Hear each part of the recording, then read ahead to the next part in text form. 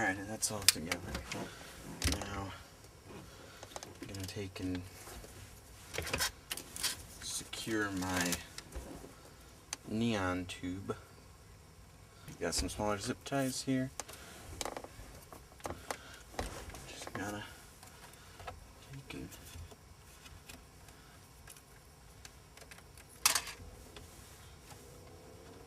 you can put 3 of them up here.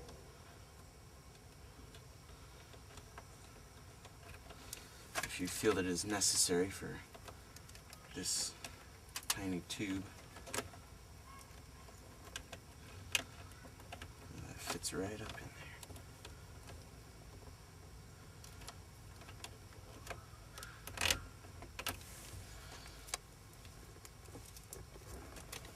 I think I might go with 3 just because the 2 on the ends are like right on the end.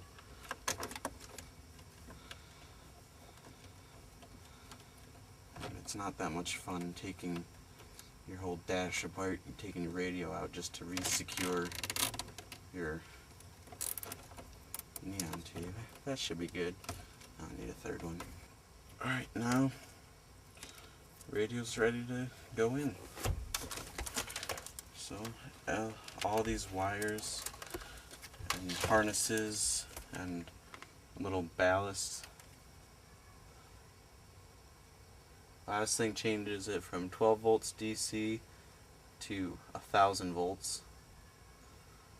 That's pretty crazy. That'll shock you. Give you a nice little... I was playing with some cheap one I bought on eBay, and I accidentally touched the wires. Oof. It was not fun. I'm confused now. I'm playing with wires and figuring out.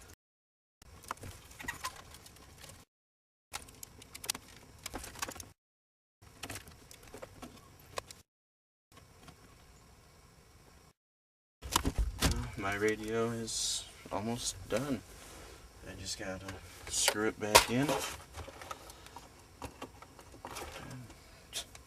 That's how you install a radio. Oh shoot, forgot the RCA cables. Okay, we're almost done. I already got my cables. These are homemade. I did not feel like spending the money to, well, when I first installed my system I had a 10-inch, or 2 10s with a 300 watt amp, and I used 10 gauge solid wire to go from the battery to there. I had no capacitors, just wires, and I got a fuse, and then it worked alright. But since I didn't get like a wiring kit, I made my own RCA cables. I just took the video cables from my TV, we had some extra ones, and ripped off the yellow one and cut them, put like 3 different ones together to make a nice long piece to go from the radio to the back, and then I wrapped them in tin foil to shield them. I don't know how well it works, if the whole tin foil shielding works at all, but you're always going to have some sort of static or imperfections in your music unless you get like super high quality crap. But this was cheap, I just took my parents' RCA cables and made my own. Free.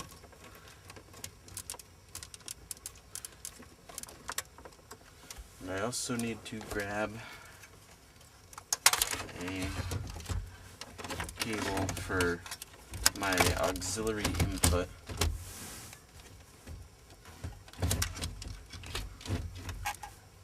Because I like to have a nice clean install.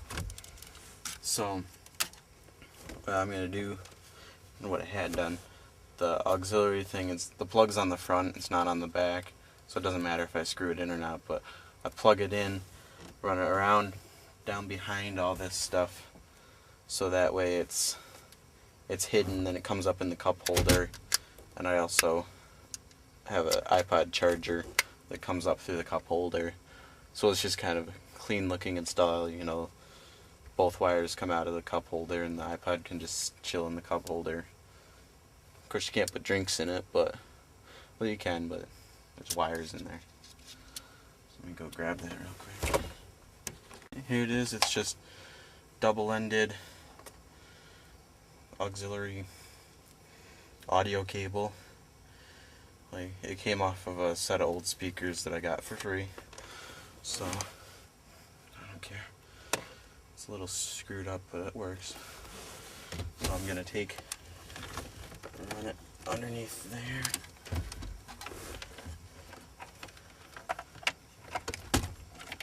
I'm kind of off to the side of the radio.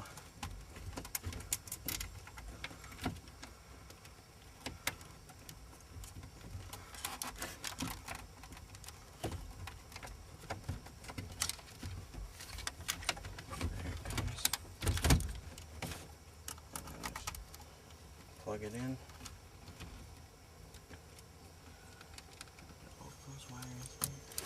So now it's all set, and saying it for a couple minutes now. Now we can screw it in, since it's actually put together.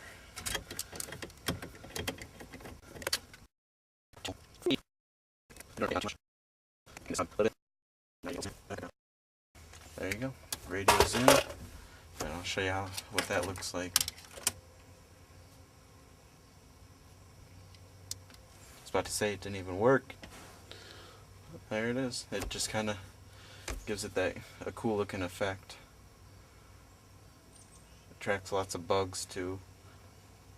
So this blue light doesn't zap them, it just attracts them, and then they get behind here and you can see little bugs flapping around in there, and then you take the thing apart and there's a whole bunch of bugs down in here. How the heck did those bugs get in there? Oh, stupid light. So that's all back together.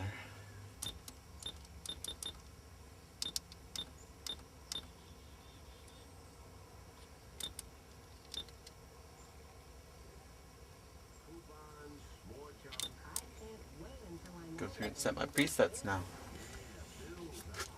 Well, after you finish putting in the radio, just stick everything else back in.